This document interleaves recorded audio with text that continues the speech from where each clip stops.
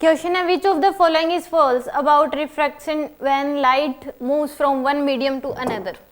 तो यहाँ पे when light moves from denser medium to rarer medium it moves away from normal. ये बात सही है कि अगर मान लो लाइट रे जो है डेंसर से रेयर में जाएगी, ये डेंसर मीडियम है और ये क्या होगी रेयर मीडियम, तो डेंसर से अगर रेयर मीडियम में जाएगी लाइट रे तो उस केस में जानी चाहिए थी ऐसे, तो उस केस में अगर डेंसर से जाए तो अवे द नॉर्मल बैंड करती है, ये बात इसकी सही है, away from normal. And light ray moves from rarer medium to denser medium it's move towards the normal. तो अगर ये किस में जा रही है, रेयर से डेंसर में जा रही है तो टुवर्ड्स द नॉर्मल बैंड करती है, ये बात भी सही है इसकी। After successive refraction from 10 slabs of different refractive index ray of light emerge parallel to the original ray। ये बात भी सही, अगर मान लो कि यहाँ पे 2 स्लैब रखी है, इसी तरीके से कितनी स्लैब रखी हुई है 10, रिफ्रैक्टिव इंडेक्स अलग अलग है, तो यहाँ पे ये नॉर्मल होगा, तो इंसिडेंट रे ऐसे आई। अगर मान लो एयर से इस स्लैब में आ रही है तो ये क्या होगी रेयर से डेंसर, तो जानी चाहिए थी ऐसे टुवर्ड्स द नॉर्मल बैंड हो जाएगी ऐसे। तो अब यहाँ पे ऐसे, अब ये इसमें मान लो कि क्या दे रखा है, तो उस केस में ये मान लो towards the away the normal bend होगी,